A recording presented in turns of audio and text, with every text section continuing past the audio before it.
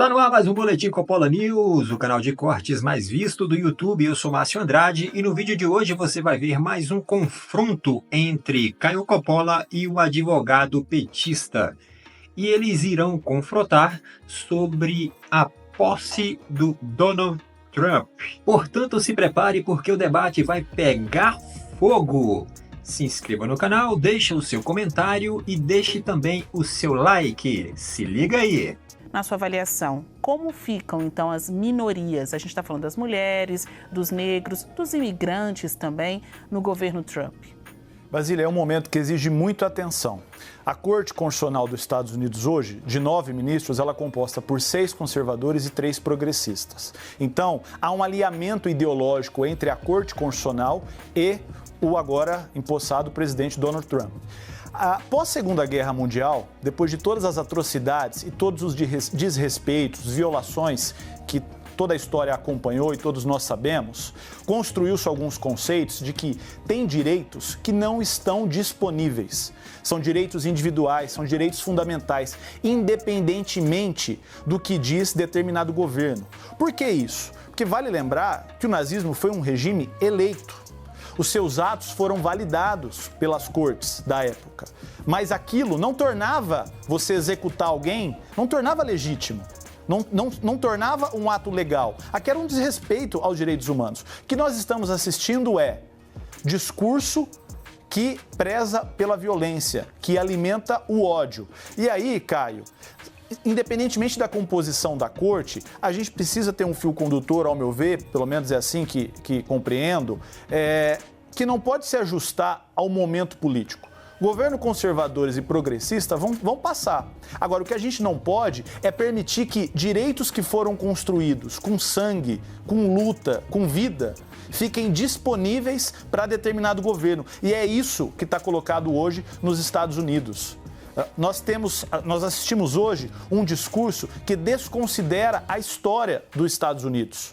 O Donald Trump fala muito em Deus. Uma premissa básica do direito à igualdade é que todos nós somos iguais. Mas se todos nós somos iguais, não há que ter perseguição. Há que se respeitar a comunidade LGBT, há que se respeitar os negros, há que se respeitar os latinos. E não é isso que ele sinaliza na sua posse. Então é um momento que exige muita preocupação. Pode parecer, soar estranho, né, ouvir isso, mas a história é feita por homens e mulheres nos seus determinados momentos históricos. Então, se as denúncias não forem feitas, a gente vai naturalizar determinados discursos e determinadas práticas que eu, pelo menos, imaginava que a gente já tinha superado na história.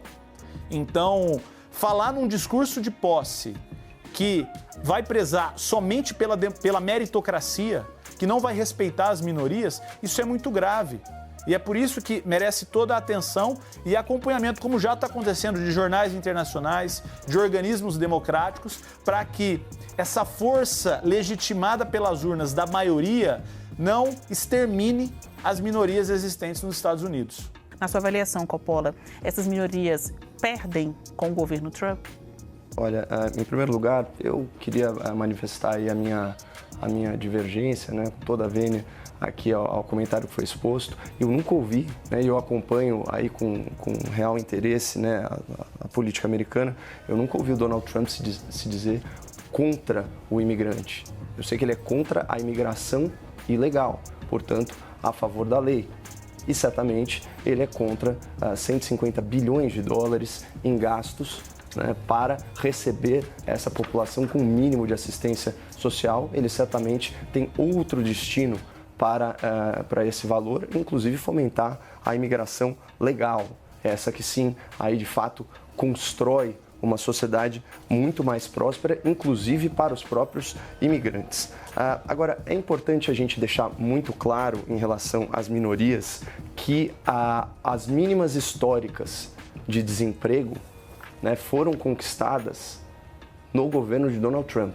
Portanto, né, seguindo aquela máxima do Ronald Reagan de que o melhor programa social que existe é o emprego, né, quando Donald Trump era presidente, isso óbvio, antes da pandemia, a economia americana experimentou uma fase de muita prosperidade, com crescimento econômico, redução de tributos para a família média americana e aumento da empregabilidade, inclusive para mulheres, para latinos e para pessoas pretas.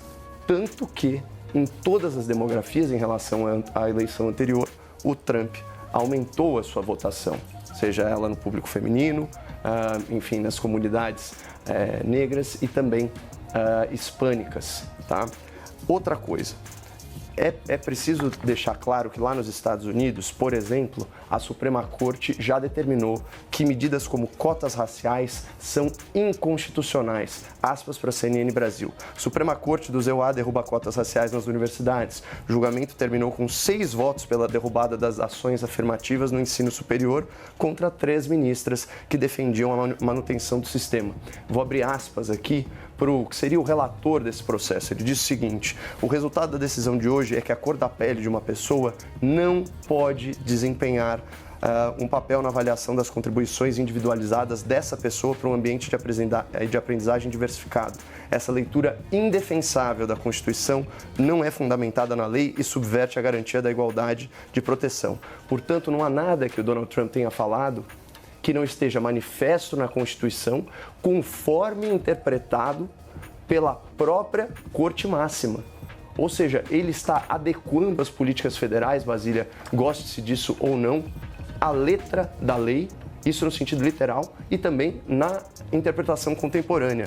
Olha o que o Trump disse: sob minha liderança vamos restaurar a justiça justa, igualitária e imparcial sob o Estado constitucional de direito. Então, remetendo ao respeito à letra da lei. E vamos trazer a ordem de volta às nossas cidades. Essa semana irei encerrar a política governamental de tentar fazer engenharia social de raça e de gênero em todos os aspectos da vida pública e privada. Nós forjaremos uma sociedade que não vê cor, baseada no mérito. Independentemente do mérito dessa colocação, o que nós vemos aqui é uma readequação da atividade governamental ao que professa a lei americana. E finalmente tivemos aí o momento tão esperado, o grande dia chegou. A posse de Donald Trump como presidente dos Estados Unidos em 2025, não é isso? O discurso do Trump não foi... o discurso do Trump foi muito forte, um discurso bem marcante. Para quem acompanhou aí, vai se identificar aí com o que eu estou falando, vai poder constatar o que eu estou falando. Fez promessas ali de mudanças, né, consideradas até por alguns aí mudanças radicais, né, mas é mais um discurso de esquerda, né, mudanças radicais. Na verdade, o Trump simplesmente está querendo proteger a população do seu país, não tem nada de radical nisso, não é isso? E repercutiu intensamente aqui no cenário político brasileiro, na verdade, né? O discurso do Trump, né? O discurso e a posse, né? A vitória de Trump, então, foi comemorada por muitas e muitas lideranças conservadoras, tanto no Brasil como em outros países também. Até porque os Estados Unidos está como um farol para as outras nações, está como um norte, como um arquétipo, né? Várias nações do mundo estão de olho nos Estados Unidos porque é a maior economia do mundo hoje. Então todo mundo volta os seus olhares para os Estados Unidos. Isso não tem como ser diferente, não é isso? Essa vitória do Donald Trump é uma vitória em que é muito comemorada pelos conservadores, né? E o próprio conservadorismo vê nessa vitória de Donald Trump um retorno, o protagonismo ali dos republicanos, né? Ao poder, né? E também, em contrapartida, aí, vê ali, tem esperança de ações contra as políticas progressistas globais, né? Vide aí a agenda woke, tá? Que é tão propagada pelos progressistas e tudo mais, né? Pela mídia globalista, né? Por todo o sistema progressista financiado pelos, né? Pelos os grandes, as famílias, aquelas famílias grandes lá dos Estados Unidos com muito dinheiro e que injeta dinheiro nessa agenda woke, não é isso? Então, o Trump veio assumir aí o seu mandato como presidente dos Estados Unidos e vai iniciar um novo ciclo aí, um novo ciclo político nos Estados Unidos. Ao reassumir a Casa Branca, Donald Trump ele delineou aí suas prioridades, né, com uma clareza e dividiu aí opiniões. Ele colocou muito claramente em direção a um fortalecimento, né, do nacionalismo econômico. Ele colocou também informações ou apontamentos em relação à contenção ali de influências estrangeiras, né, consideradas hostis, e o combate ao que ele descreveu como doutrinas progressistas que enfraquecem a sociedade americana.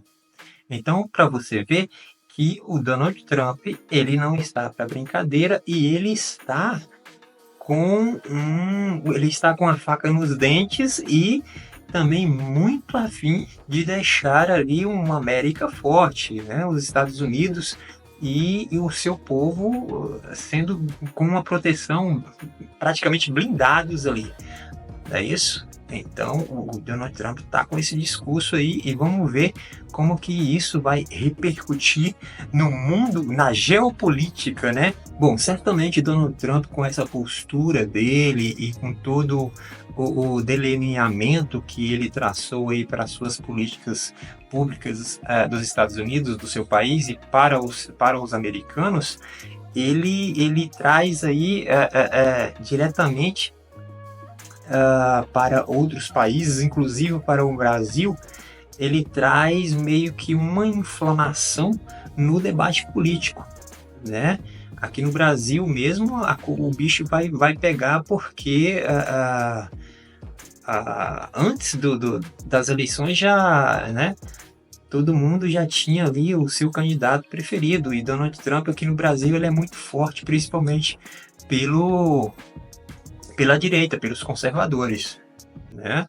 Então, ele tem como base agora das suas políticas a defesa dos valores tradicionais, né? E critica também duramente o globalismo e tudo mais, essa agenda woke, né? Então o Donald Trump tá com esse discurso aí, liberdade de expressão, essas pautas, né? Pautas identitárias também. Agora, como não seria diferente, isso vai repercutir aqui no Brasil no sentido do governo brasileiro, né? Como que o governo do Lula vai se relacionar com o governo americano de agora para frente. Porque com o Biden era tudo muito fácil, né? Com o Biden era só alegria, porque lá o Biden é progressista. Agora quem está no poder, quem está no comando da bagaça toda é o laranjão, é o Trump. E como que vai ser? Como que vai ser a relação do governo brasileiro Luiz Inácio Lula da Silva com o Donald Trump? Eu penso que vai ser do jeito que tem que ser. O Lula já deu uma baixada na guarda, já veio com uma conversinha mole, né? E E já porque o bicho vai pegar pro lado dele, né? O Brasil não vai querer sanções e tudo mais e tal. E não somente o Lula.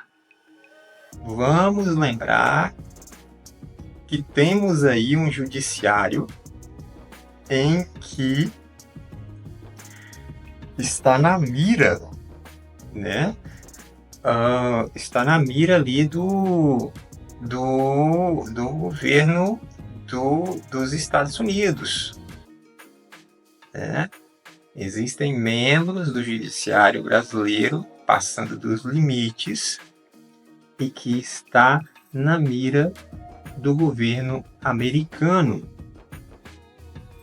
Como que será a relação do judiciário brasileiro e dos membros do judiciário brasileiro, né, mais especificamente STF, com o governo americano?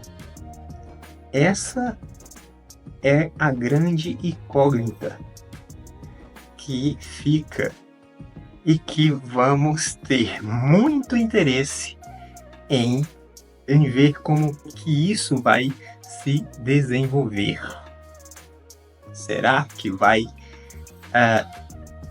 acontecer coisas interessantes? Coisas muito boas? Inclusive para a liberdade de expressão no Brasil? Esperamos que sim. Bom, é isso. Trump assumiu, Lula preocupado e seguimos em frente. Se inscreva no canal, deixe o seu comentário, deixe também o seu like. E até breve.